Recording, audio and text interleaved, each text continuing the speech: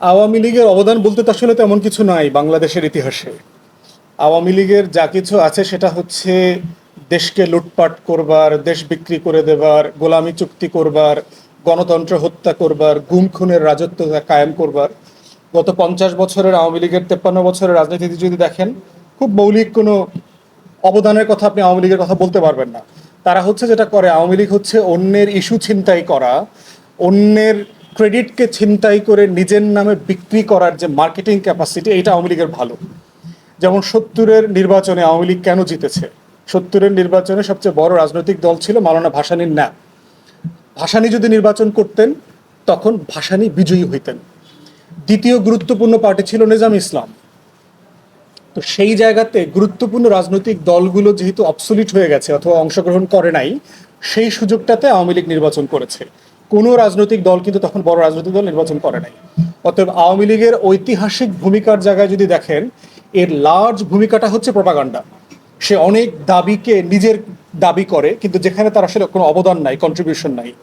বাংলাদেশে গত 53-54 বছরের রাজনীতিতে আওয়ামী লীগের অবদান almost close two zero, minus.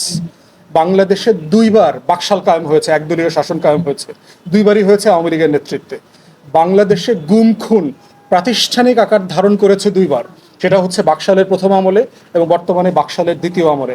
বাংলাদেশের অর্থনীতি ধসে পড়েছে দুইবার, বাকশালের প্রথম আমলে, প্রথম আওয়ামী লীগ সরকারের সময় এবং এই রেজিমের সময়।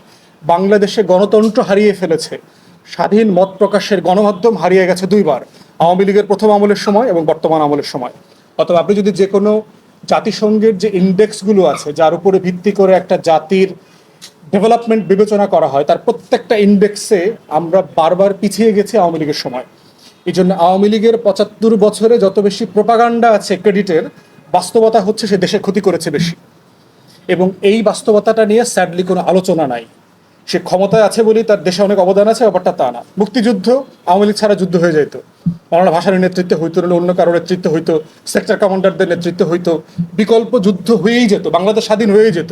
এতে আওয়ামী লীগের ক্রেডিট খুব কম। তাজউদ্দিন আহমেদের লেখা পড়েন, তার মেল লেখা পড়েন।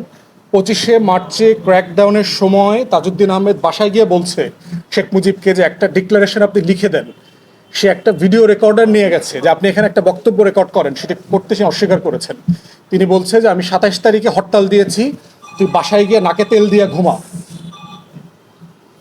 25 তারিখে শেখ মুজিব তাজউদ্দিন আহমেদকে বলছে 27 তারিখে হরতাল দিয়েছি, তুই নাকে তেল দিয়ে বাসায় গিয়ে ঘুমা। এই হচ্ছে আওয়ামী লীগের মুক্তিযুদ্ধের বাস্তবতা। তো তো বাংলাদেশে মুক্তিযুদ্ধ থেকে শুরু করে যে পুরো ক্রেডিটটা নেওয়া হয়, সেখানে খুব আংশিক ক্রেডিটের দায় আওয়ামী লীগ নিতে পারে। বাকিটা হচ্ছে সাধারণ মানুষ, সেক্টর কমান্ডার, আমাদের আর্মড ফোর্সেস। এবং এই ব্যাপারে অসংখ্য লেখা আছে। আওয়ামী লীগের এমপি ছিল 70-এর সংসদে এম এ মোহাইমেন, তার অসংখ্য বই আছে এই ব্যাপারে, যে কিভাবে মুক্তিযুদ্ধের সাথে বেইমানি করেছে আওয়ামী লীগ। এই ব্যাপারগুলোতে মেজর জলিলের লেখা আছে। তো সেগুলো পড়লে দেখা যাবে যে বাংলাদেশে আওয়ামী লীগের ক্রেডিট খুঁজে পেতে অনেক কষ্ট হবে। কিন্তু দেশকে ধ্বংস করবার এলিমেন্ট যদি খোঁজেন, আওয়ামী লীগের পরতে পরতে পরতে পরতে আপনি আর খুঁজে পাবেন। তাই 75 বছরে আওয়ামী লীগকে আমরা দেখতে পাচ্ছি 1757 সালের ক্যানভাসে, যে যেভাবে বাংলাদেশ পলাশির প্রান্তরে যুদ্ধে হেরে গিয়ে 190 বছরের কলোনিতে পরিণত হয়েছিল, আওয়ামী লীগের নেতৃত্বে আমরা আবার একটা কলোনিতে পরিণত হয়ে গেছি।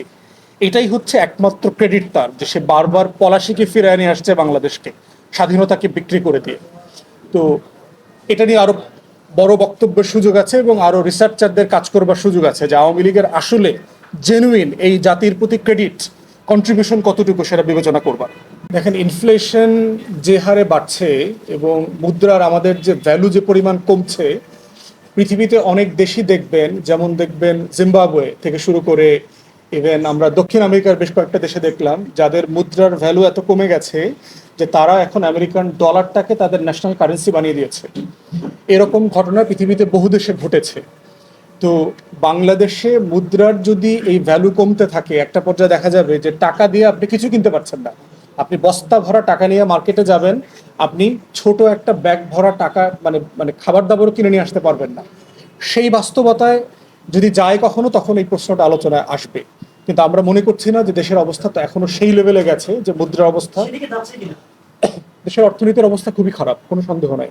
কিন্তু মুদ্রাতে মানে মুদ্রা কারেন্সি চেঞ্জ করে ফেলবে, টাকা বিলুপ্ত হয়ে অন্য কোনো কারেন্সিতে যাবে, সেই আলোচনাটা এখনো সম্ভাব্য জায়গায় আমরা দেখতে পাচ্ছি না। কিন্তু দেশের অর্থনীতির অবস্থা যথেষ্ট খারাপ, দেউলিয়া হয়ে যাবার মতো যথেষ্ট বাস্তবতা তৈরি হয়েছে।